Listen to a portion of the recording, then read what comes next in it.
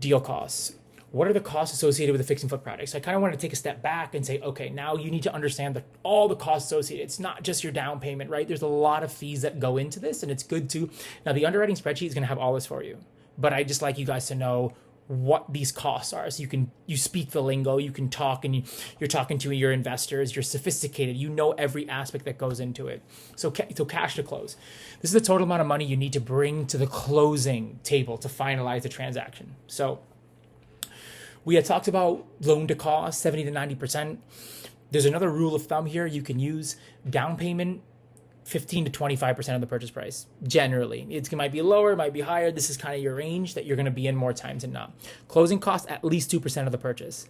That's going to include your loan origination charges, your broker fees, your lender fees, your title fees, your appraisal fees, your inspection fees, your attorney fees. I mean, the fees go on and on, especially when you go hard money, go on and on. Private money, you get to that point, these will definitely come down, but right now you throw them all on there. Then you have your mandatory prepaid costs, 2% of the purchase price again. That's going to be your property taxes you got to pay for the next 6 months. Here in Connecticut, we're paying 6 months at a time at once. Property insurance, but also your hard money lenders, including some of the private lenders, they will require you to pay first month's interest only payments. It's kind of like you rent a place and you pay the first and last month rent for deposit, essentially. It's very similar, but they do require that. So your total cash to close, you can budget 20 to 28% of the purchase. That's generally what you're going to need to bring to the table, all in. Again, things will vary, but this is kind of a nice generalization number, so you know what you need to bring in. Now, I will say the underwriting spreadsheet is going to tell you exactly what you have to bring in. When I mean exactly, I mean it's going to be pretty damn close.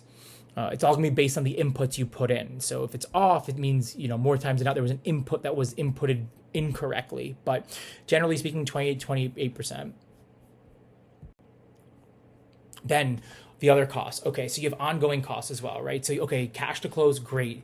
You paid 20 to 28% of purchase, good. You bought the deal, great. Now what? You're going to have ongoing costs, right? So your regularly monthly interest-only payments. If the product is financed through a loan, which starting off it most likely will be, you will need to make regular monthly interest-only payments, okay? So that's going to happen every single month you hold it, and that'll just be a percentage of the total interest divided by the months. That's pretty much what you're going to be paying every month. Utilities, as you know, power, water, heating, other utility costs incurred while the product is underway. But you also have a reserve or contingency fund. This reserve fund is set aside for exactly that, for a reserve contingency fund.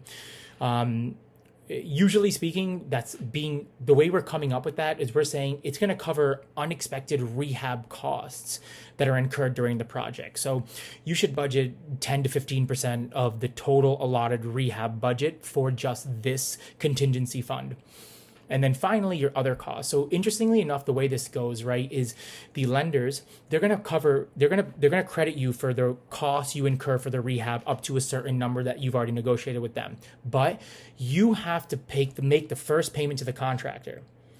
These guys the lenders are not going to pay you up front to start the project. They are only going to pay you when the property is worth that amount. So if you forcefully appreciate the property X amount, what they're going to do is once you're done, you're going to send them pictures, they're going to do an inspection.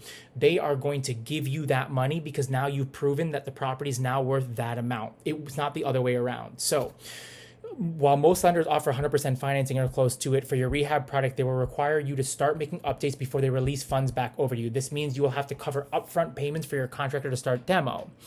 Again, you can start small. You can start a little greater. This will be covered in a never section. You're never going to start at 50%. Ever. You're never, ever going to start at 50%. We learned the hard way. Telling you right now, do not do that. I'd rather you take six payments throughout than go 50% for your first. While it might be a little inconvenient, trust me, there's a reason why we do it that way. For New Era, 3 to 4 at the 3 to 4 range. Again, I'd rather you be at six payments than 2 payments. But these are some of the other costs that are associated with it. And that is essentially how you can go 100% OPM, make healthy profits, and scale the fuck out of this.